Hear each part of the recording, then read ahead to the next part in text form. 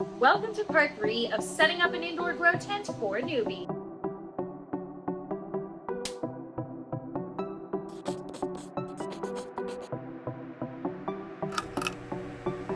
My name's Natalie and I'm an indoor gardener. I've been growing indoors for about 3 years now, and today we are talking lighting for your indoor grow tent. Lighting next to airflow is super important to consider when setting up your grow tent.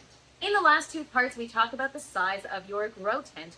Knowing the size of your grow tent will usually give you an indication of the light coverage you'll need. Today, we'll cover the basic principles of light for indoor growing, different types of lights, measuring your light, what full spectrum does for your plants, and basic considerations for your setup. Proper lighting in your grow tent is crucial no matter what you're growing. There are 5 key principles when it comes to lighting for indoor growing: spectrum, intensity, distance, duration, and efficiency. In order to replicate sunlight as closely as possible, all of these factors must be balanced to achieve a perfect climate for your plants.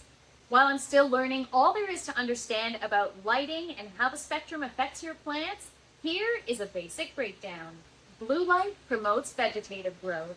Red light boosts stem growth and root development and is crucial in flowering and fruit production. Green light promotes and increases photosynthetic activity within the canopy. Yellow light, while it doesn't impact plant growth on its own, when interacting with other wavelengths, yellow light can influence certain growth responses. Orange light. It's not as crucial for plant growth as red or blue light, but it still plays an important role in promoting healthy and productive plants. Orange light has been shown to positively affect the growth of certain plants, such as tomatoes, lettuce, and strawberries.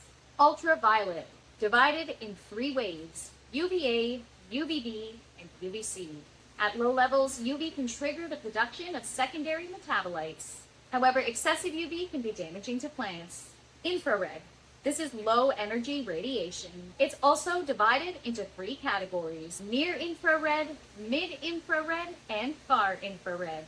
Infrared primarily acts through heat generation, warming plant tissue and indirectly stimulating metabolic activity and growth. I've included some resources in the description that dive deeper into the full spectrum. Now that we understand the basics of the spectrum, factors like duration, distance, and intensity will depend on what you're growing and how you're growing it. Growth stage also plays a huge role. In an indoor garden, light is measured by photosynthetically active radiation, also known as PAR. This represents the specific light wavelengths plants use to grow. Some important metrics when it comes to measuring light are photosynthetic photon flux density, also known as PPFD. This measures the amount of usable light hitting your plant's leaves each second. It is expressed in micromoles per square meter per second. DLI, also known as daily light integral. This measures the total amount of usable light in your garden over an entire day, factoring in both intensity and hours of light. There are tons of light meters on the market and light meter apps for your smartphone that you can use for your indoor garden. Grow lights are rated for efficiency using photosynthetic photon efficacy, also known as PPE. Efficacy is measured in micromoles per joule. Efficacy tells you exactly how many photons are produced per joule of electricity. We've covered the basic principles of lighting and how it affects your plants. Now we can talk about the different types of lights that are available on the market.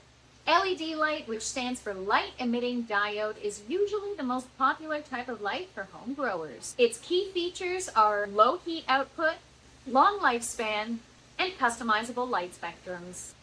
They come in all sizes to accommodate a wide range of setups. Fluorescent grow lights such as T5s. These are traditional beginner-friendly options that emit very low heat and are widely available. Some of the key features are that they are less intense than LEDs, meaning they must be kept pretty close to the plant canopy. T5s are perfect for things like seedlings, clones, or microgreens. High-intensity discharge lights, also known as HID lights. HID lights are extreme high intensity and usually used by commercial growers. There's metal halide, high pressure sodium, and ceramic metal halide. When considering which grow lights to purchase, it's a good idea to understand what your setup will entail and what kind of light coverage you will need. Understand the size of your grow area before buying your lights. Keep in mind that once your lights are set up, there could be some darker areas that are not evenly lit within your grow. Downloading a light meter app for your smartphone is a great way to measure the light throughout your grow area to make sure everything is lit evenly. This will be crucial for your plant's growth and development. The rest is up to you and really depends on what you're trying to achieve. Just remember that all lights emit some type of thermal energy which will affect the climate in your grow tent. Consider this when setting up your exhaust and intake fans. Knowing these key factors beforehand can help save you time in the long run and set you up for success. If you enjoyed this video, please don't forget to like, share, and subscribe, and as always, follow me to learn more.